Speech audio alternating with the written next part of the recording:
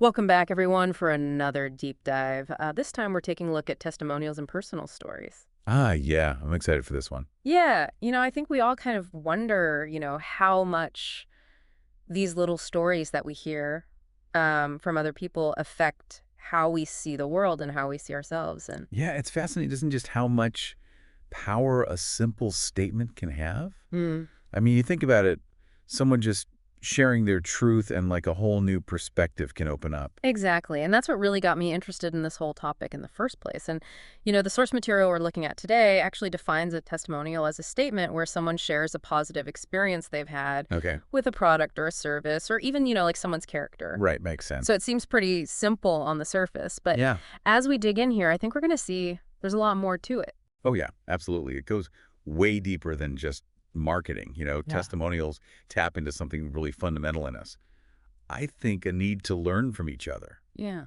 to figure out this crazy thing called life by listening to those who've maybe walked the path before us. That's so true. And one thing that really stood out to me in the research was this idea that we all crave inspiration, right? We Yeah. love those aha moments, but they're so fleeting. Oh, they totally are. It's like we're bombarded with these inspirational videos and quotes all the time, Hmm. but the effect seems to wear off so quickly. Yeah, it does. And it all comes down to how our brains process information. I think a sudden burst of inspiration, it's like a spark, right? Mhm. But if you really want to make it a part of your life, you need to cultivate it. Yeah. You need to build a steady flame. Think about it like a campfire. Yeah. You need more than just kindling to keep that fire going. Mm. You need logs and structure. You need consistent effort. So how do we do that? How do we keep that inspirational fire burning strong? One really powerful way is to turn inspiration into action. Huh. So instead of just passively, taking in motivational stuff, ask yourself, what's one tiny step I can take today? Even just one to move towards that vision that's inspiring me. Maybe set a 5-minute timer to work on a project or reach out to someone you admire who embodies those qualities. It's a great way to look at it, and it actually makes me think of that Jim Carrey quote. If you're going to fail at something you don't want, you might as well take a shot at failing at what you do want. Right, exactly. It's about having the guts to go after what you're passionate about, even if there's a chance you might Yeah. not make it. And I think the real beauty of that quote is that it emphasizes getting your actions in line with what you truly desire. If you're going to put in the work, might as well be for something that really lights you up. I love that because it really speaks to where the power of inspiration truly lies. It's about pushing past your comfort zone and embracing the journey, even if you don't know for sure where you'll end up. And, sometimes inspiration comes from the most unexpected places, like a random conversation with a stranger. One of our sources talked about this encounter they had on a bus ride that completely shifted their perspective on things like how they were making life choices and what their priorities were. So, what do you think about the role of those kind of chance encounters in shaping how we view the world? Oh, man. I find those moments so fascinating. It's like the universe is playing matchmaker, Yeah. you know, pushing us in new directions, opening our eyes to possibilities we never would even thought of. And there's a certain magic, I think, in just being open to those unexpected connections, letting yourself be surprised by the wisdom, that you can stumble upon in the people you meet. It's like those conversations pry open a window in our minds, letting in fresh air, new ways of seeing things. Have you ever had one of those chance encounters that really changed your outlook on something? I have a few years ago, I was at this conference and I was feeling super overwhelmed with just the information overload and the pressure to network, Hmm. and I just needed a break. So I stepped outside to get some air. And I ended up having this really deep conversation with a woman sitting on a bench. She was sketching in a notebook. And we just talked about everything and nothing.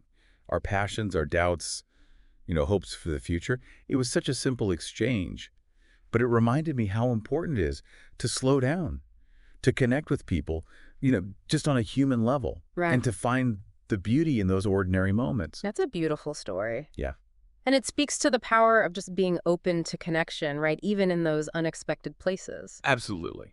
And speaking of unexpected connections, one of the things that really grabbed my attention in the source material was this idea of wealth and like what it actually means to have enough. There's this sense that chasing after wealth, especially at like the billionaire level, can sometimes distract us from what truly matters. It's a tough one, isn't it? I mean, on one hand, you admire people for their ambition and drive to succeed, but then there's this reality that having a ton of money Hmm. doesn't always equal happiness or fulfillment. Yeah. And then there's the whole ethical question of, Now, how do we use what we have to make the world a better place? So it's a conversation we need to be having, both personally and as a society. Absolutely. It's like there's this constant push and pull between striving for financial security and recognizing that real wealth is about so much more than just money and possessions. Hmm. So how do we navigate that? How do we even define what enough is in a world that's constantly telling us that success equals, a big bank account?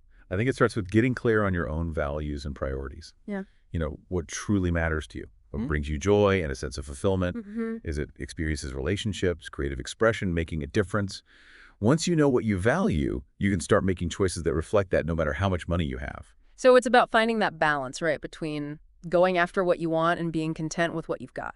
Exactly. Recognizing that true wealth comes from living a life that reflects your deepest values and aspirations, Mhm. a life that's full of meaning and connection and purpose. I love that it's such a powerful reminder that we get to define success for ourselves. And speaking of defining things on our own terms, one of our sources talks about this idea of sharing personal stories and how we decide what to reveal and to whom. And they mention some interesting criteria like trust, resonance, gauging the listener's interest. Yeah. What are your thoughts on the whole art of, sharing authentically while still respecting boundaries? It's definitely a balancing act, isn't it? Yeah. When we share our stories, it can be a really powerful way to connect with others, to build empathy and understanding, to create this sense of, shared humanity. Right. But it's also important to be aware of the context, the relationship, and how what we say might affect others. Yeah, it's amazing how we navigate those nuances, right? Like we just intuitively know when it's okay to share and when it's better to hold back. It is. It's like we're constantly adjusting how much we reveal based on who we're with and what's going on. Exactly. And I know our source mentioned something about wishing they had a gym buddy who just wanted to talk about workouts and nutrition. No small talk required. It made me laugh because I think we can all relate to that need to find our tribe. The people who get us, who share our passions, and we can just dive deep into those interests without feeling like we have to explain ourselves. Totally. It's like finding that safe space where you can be your true self, geek out and share your enthusiasm without judgment or having to make small talk. It really is a beautiful thing, that feeling of belonging and being understood, especially when it comes to those things that really light us up. It is. It's like finding a missing piece of yourself, a place where you feel seen and heard and appreciated for who you truly are. Exactly. And speaking of feeling seen and appreciated, one of the things that really stuck with me in the source material was this reflection on gratitude and how even the smallest acts of kindness can have a real impact. Yeah. Like a simple smile or a thank you. They create these fleeting but meaningful connections with people we might not even know. You're so right. It's this beautiful reminder that we're all connected, and even the tiniest gestures can ripple out and create this sense of, shared humanity. Right. There's something almost magical in those moments where we acknowledge each other, even if it's just for a second. Yeah, it's like we're saying, hey, I see you. You matter. Even if it's just a quick glance. Exactly. And did you know there's actually a lot of research that shows that practicing gratitude, even simple things like taking a few minutes each day to appreciate what you have, can have a huge positive impact on your mental and emotional health, even your physical health. Really? Yeah, it's amazing how much power there is in that. It really is. It speaks to how connected our minds and bodies and spirits truly are. Yeah, and when you cultivate gratitude, you're shifting your focus from what you don't have to what you do, and that opens you up to this whole world of abundance and possibility. It's a beautiful way to live. With a heart full of gratitude, even the most ordinary moments can become extraordinary. It really can. One of the sources actually talked about wanting to be able to relive all the genuine smiles they've ever received, describing those smiles as acknowledgments of existence. It made me think about how powerful those nonverbal expressions of connection can be. They really can be powerful, and it's not always even about the words themselves. Right. It's the feeling behind them that matters most. That sense of connection and understanding that stays with you. It reminds you that we're all part of this bigger thing, like a tapestry woven together by our shared experiences. Yeah, and each conversation, each story we share adds another thread to that tapestry. Exactly. Makes it richer, more intricate. And as we keep having these deep dives, exploring these different facets of human experience, I think that's exactly what we're doing. We're adding our own unique threads to that collective narrative.